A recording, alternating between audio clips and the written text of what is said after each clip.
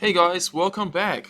Today's video is mostly to do about talking about foil effects from the recent card game, the recent release of Dominaria actually. So as people have watched the as people know, there is actually a few Wizard has been trying a few different foiling techniques from the recent products. If we can see that on the new product line that they've been releasing, they've actually been trying quite hard to actually do different techniques to innovate the card game. However, I do think this is more like a rant video, other than not yeah other than a discussion in my opinion, because I'll be honest with you, it seems like Wizards attempt is actually quite difficult. Like it doesn't. There's other card games that can do a lot of things better than Magic can, and in terms of card quality and stuff like that. And I do understand that Magic has been out for 30 years. And I'll be honest with you, it is actually very hard for them to change card stock, because if they want to go with a better card stock, sure they can, but then that means that it's kind of like a reboot, if you know what I mean. You can't really have different card stock to, well, not too different, if you know what I mean, because if you can start feeling that, oh, okay, cool, all the new cards actually have a bit more harder card stock, then it's actually manipulation and stuff like that.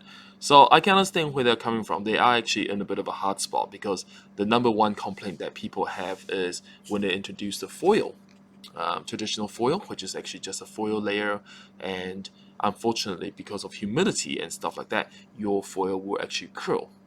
This is a bit more. Again, I'm no expert at that. It's only just really with a bit of experience. Foils don't expand, cards expand. So when you are humid, cards expand a bit, and then it actually pushes it out, because it's trying to expand, but then the foil doesn't like it. So if you get like prinkles and all that, that means that the place that you're living in is probably quite humid, and you probably want to get a dehumidifier. Same thing, if it's too dry, card shrinks, foil curls on the back, and this is an interesting thing. If you actually been so there's one thing that I've noticed is that quite a lot of the new cards, like secret layers and things like that, when I've been getting the cards, is actually being curled backwards. So that probably means that Wizard has been trying to use a bit more smaller card stock, or heating it up before they actually ship out, or maybe just in the containers they were just in the warehouse, um, probably quite hot over. It's probably summer, so that's why, and the states and stuff like that, and then it gets really hot, so everything curls backward. I actually found it quite interesting, because the first time that when I saw it, the first thing that popped to my head was, oh, cool. So they are purposely trying to bend things backward, because it's easier to play with cards if it's been the other way around, instead of curling out like a Prinkle, then people won't complain. So that said, that is actually that's how I felt. So again, I'm no expert. I might be wrong, but that's why you actually, with these foil cards, you always actually get a bit more of um, either a other side Prinkle or the normal Prinkle. So that's why. So long. Basically, if you are not living in a humid place, then your card technically should be quite normal. I've actually left this out for since I did the unboxing. It's been on the table here, and yeah, it's actually still pretty good.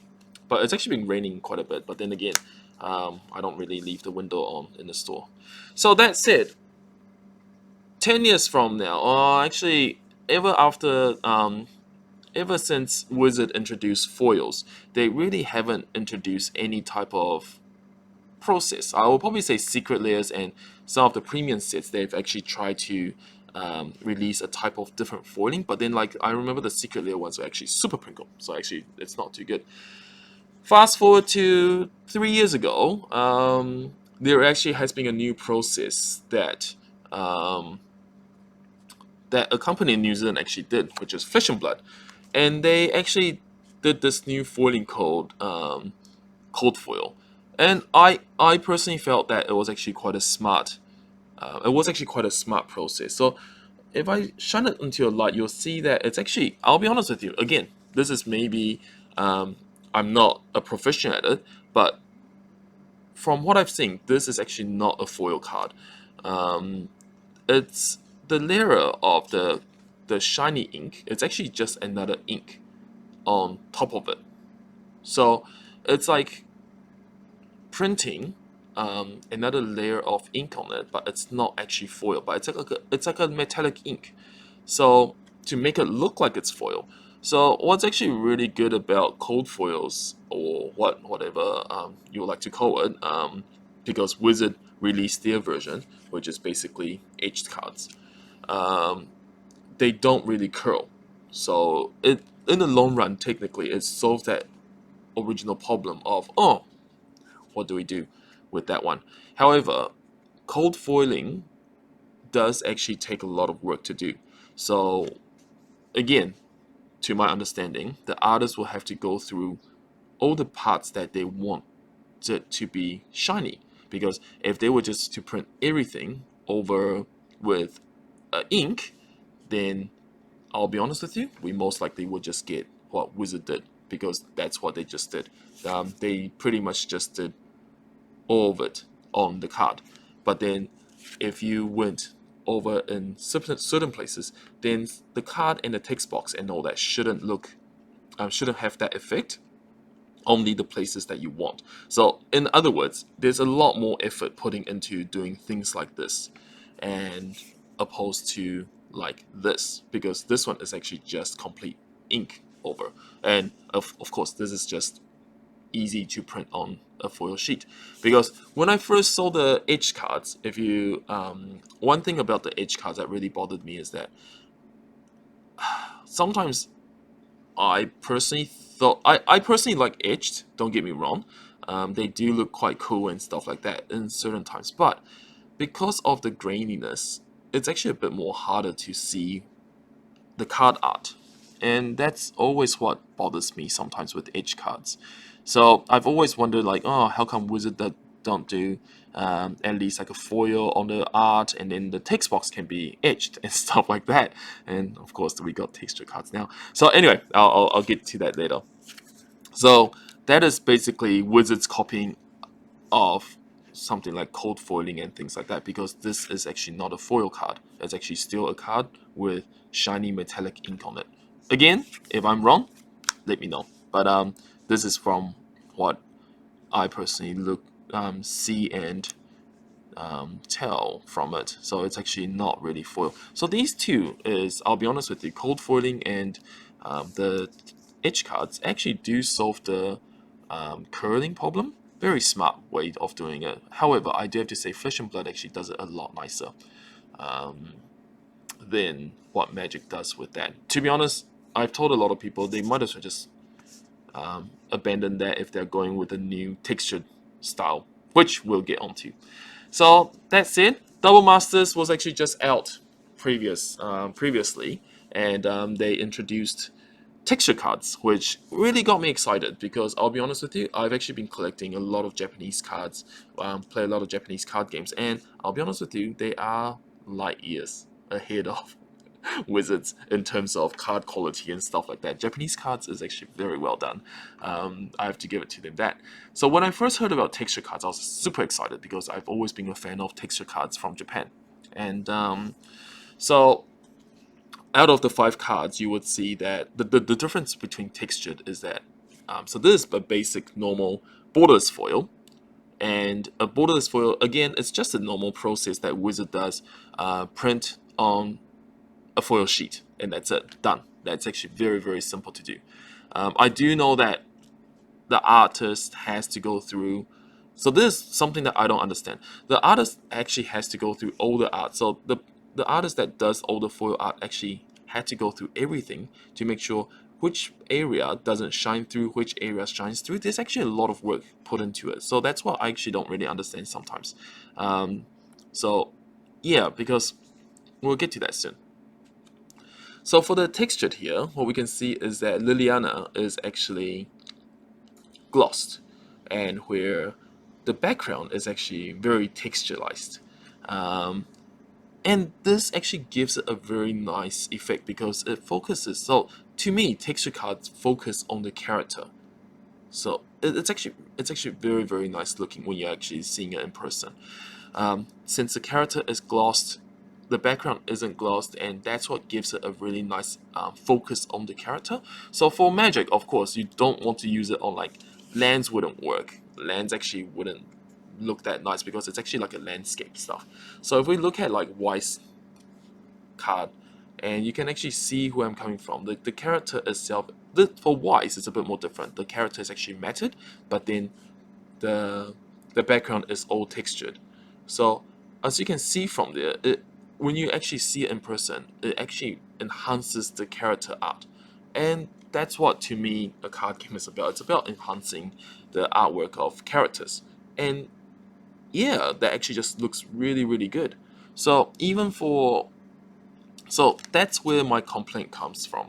Um, I think if you've watched my video about textures on the unboxing of the Dominaria collector boosters, this is exactly what I'm talking about. So this one is actually a textured card from Dominaria, and as you can see, the only thing that Wizard did was they just did a cold gloss on just the card frame, on the card art, but everything else they just did texture. So the number one thing that came to me was that it's most likely one single template that they've done for the texturing, and then they just went, okay, cool, just one card done. We'll just copy and paste and have that on everything. So that's why I think in my video I said that that was actually a very lazy approach in my opinion. And that said, when they do foil cards, I'm pretty sure the artist actually goes around the whole card to make it to like different prints and stuff like that. How come they didn't do it for this? And to be honest, textures are going to be like a premium in my opinion. So they should actually make it look nicer, right? That said, again, taking a little bit of a jab, if we look at Wise again, what actually impresses me is that so this is basically like a mythic rarity. So it's only worth like $5. The double R card, the R cards are actually like $1 rares. But as you can see on this character, the character is actually still matted, where the background is actually foiled. So even for Bushiroad, they've actually went through all the character drawing it out, even if it's just on a rare card. And this is something that I personally am really impressed with. And I personally think they could have just, like, they've got the money. Wizard has the money. They are richer than any of these Japanese companies. But yeah, just the attention of detail, you can see that the rares actually look not too bad as well. So that said, I think Japanese cards are actually always quite forward with their design. So this is a texture from Wise. So again, it's just a normal SR, but then you can see that all the backing is textured. It shows that it's actually not that difficult. Then we look at Final Fantasy. Final Fantasy is probably a bit more traditional, like Wizards, where it's actually just.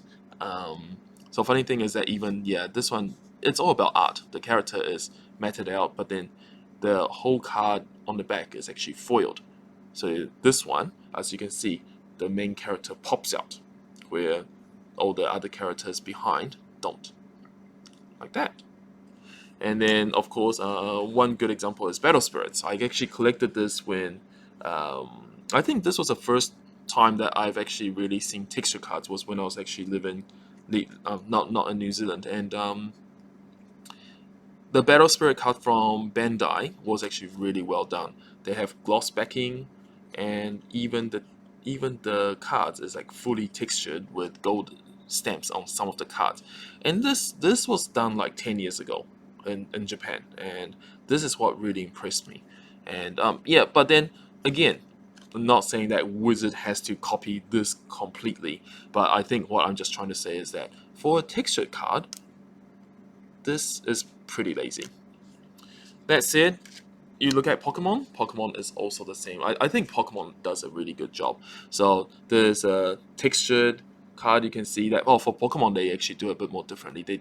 But what I'm trying to say is you can see that like with the tower on the Umbreon, it's actually different texture to what the actual Umbreon is. So texture is supposed to enhance the art, not to be not just to be there just to say that yes, we are textured, because the Umbreon actually looks really cool in person as well.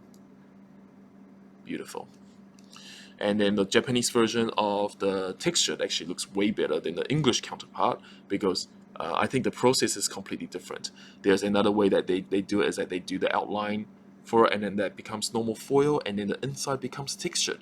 And that looks amazing. That just looks really, really good. And of course, the character ones on it, you can see that her eyes is actually glossed, but then the body isn't. So everything just pops out just nicer, way nicer than what this is. So again, um, I do hope that Wizard does actually continue with textures. Don't get me wrong, the textures do look very.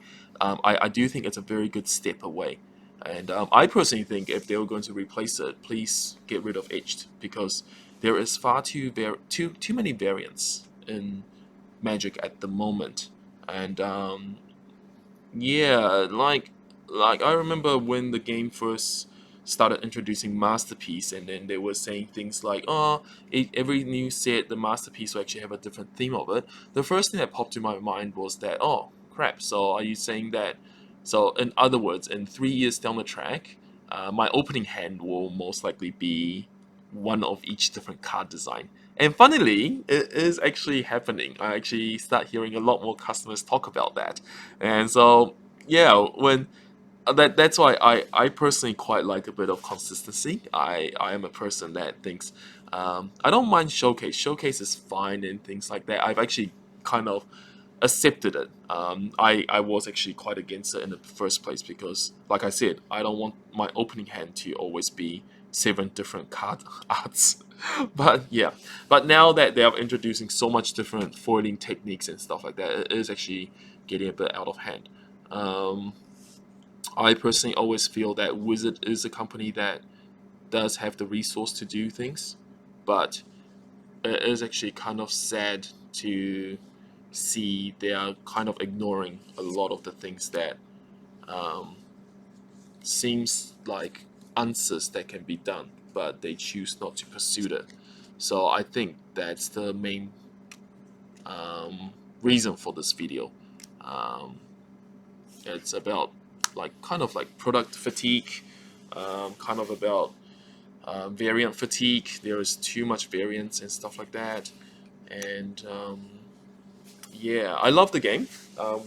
Magic is probably still the best game that I'll ever play, and I think the card game is just really well done.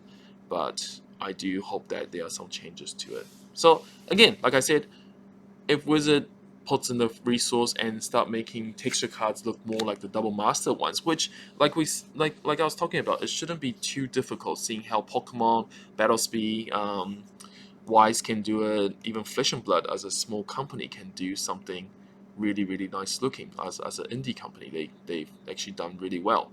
And but Wizard just seems to be just going, oh, if it ain't broke, don't. But it's not the case anymore. We are There is so much better things out there, I think. So hopefully ditch the edged, because the edge don't look good in my opinion. Unless they went back and did a normal foil one and then the edge frame. I actually think that would actually look really good. But then this Liliana compared to a normal Liliana, you can't really see the art because it's really pixelated. But again, the frames actually look really good. If they do decide to continue with the lazy attempt on going, oh, let's just do the frame textured and then the art gloss, then I'm okay with it, but just don't do that again. Just replace everything, have every single rare, have a variant in these textured. I actually would be quite happy with that. This can be the new foil in my opinion. But yeah. Anyway, that's my rant.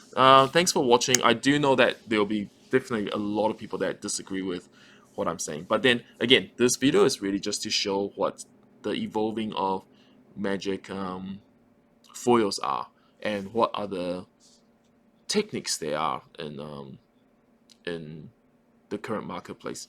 Because I think from watching my video, everybody would have seen how surprised I was when I saw that, because that was actually what I was looking forward to the most from Dominaria United Collector Boosters, and I can't deny I was disappointed. I do still like it.